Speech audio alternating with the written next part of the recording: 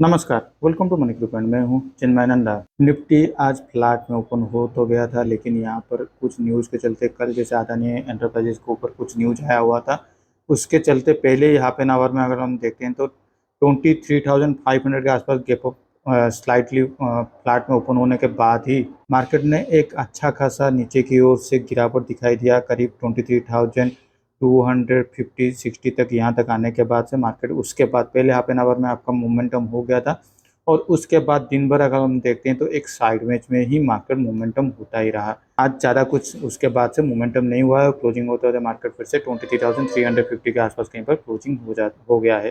तो अभी क्या हम कर सकते हैं? देखिए, एक न्यूज़ बेस के चलते आज मार्केट इस तरीके से ड्रॉप हो चुका है। उसके पहले डे बिफोर यस्टरडे में और एक न्यूज़ आया हुआ था, इंटरनेशनल न्यूज़, उसके चलते यहाँ पर भी हमें एक गिरावट दिखाई दे रहा था। 23,800 से अचानक से गिरावट आ गया था 23,500, और आज फिर से 23,350 के आसपास कहीं पर आके क्लोजिंग दे दिया है।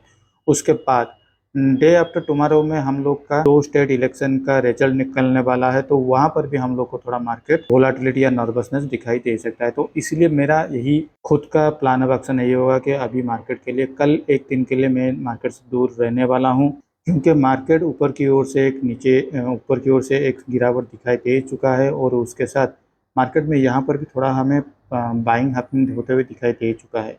तो हो सकता है, ऐसा भी हो सकता है कि थोड़ा बहुत बायर्स यहाँ पर अभी अकोमोडेशन हो रहे हैं।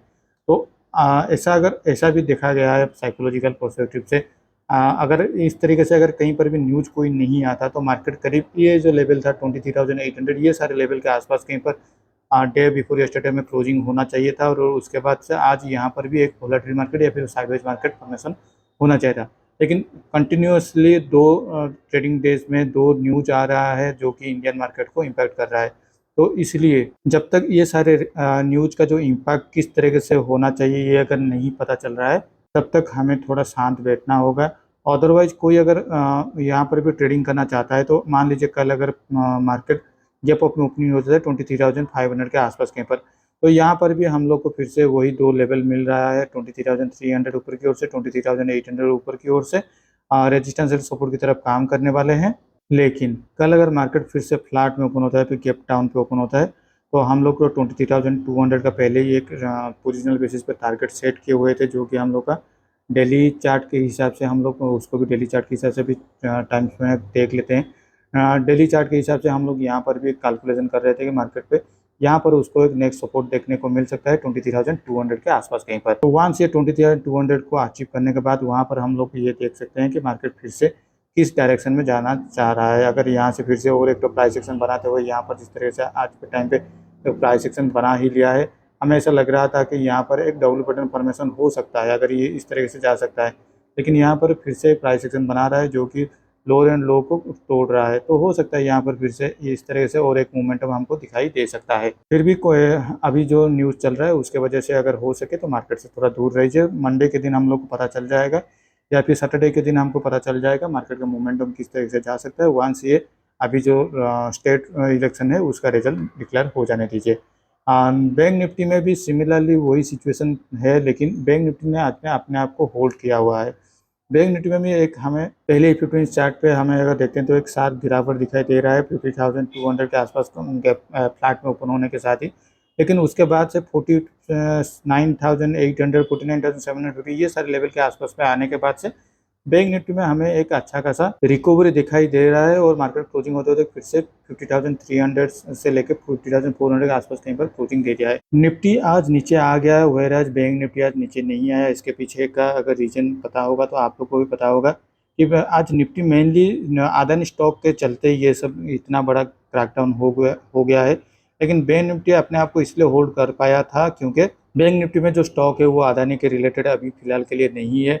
बैंक निफ्टी में ऐसा कुछ इम्पैक्ट यहाँ पर दिखाई नहीं दे रहा है। तो यहाँ पर भी हम लोग को 2 लेवल मिल रहा है, ऊपर की ओर से 51,000, नीचे की ओर से 49,800। ये दोनों लेवल के अंदर कहीं पर भी जब ब्रेकआउट लेवल या फिर ब्रेकडाउन लेवल नहीं मिलता है, हम लोग को ज़्यादा कुछ अभी एग्रेसिवली प्लान आउट नहीं करना चाहिए।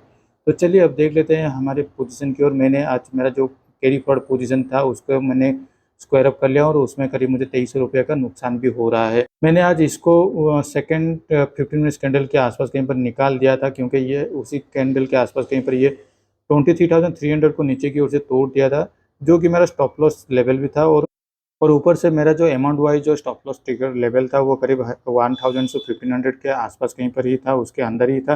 लेकिन मार्केट फ्लैट ओपन होते ही स्लाइड होता ही गया और मैं थोड़ा बहुत क्लियर मार्केट को अभी टाइमिंग देने वाला था, क्योंकि मुझे ऐसा लग रहा था अगर ये सिर्फ अदानी के न्यूज़ के लिए मार्केट नीचे आ रहा है तो मुझे ऐसा लग रहा था मार्केट यहाँ से फिर से एक रिबाउंड कर सकता है, लेकिन ऐसा नहीं हुआ। सेकंड कैंडल पे इसने 15 मिनट्स का सेकंड कैंडल में इसने 23,300 को नीचे की ओर से तोड़ दिया था, तो मैंने वहाँ पर मेरा अपनी पोजीशन को निकाल दिया था। तब तक मेरा जो स्टॉप लॉस है वो करीब 23,000 के आसपास कहीं पर चला गया था। और मैं कल के दिन पे कोई भी ट्रेड नहीं लेने वाला हूँ, मैं एक दिन उसको वेट करूँगा, क्योंकि स्टेट इलेक्शन का रिजल्ट एक बार निकलने दीजिए, उसके बाद मंडे के दिन मैं अपना जो भी प्लान ऑफ एक्शन होगा उसको वीकेंड के अंदर उसको प्रिपेयर करके मंडे के दिन उसको एग्जीक्यूट करूँगा। तो आज के लिए इस वीडियो में बस इतना ही। Thank you for watching my video.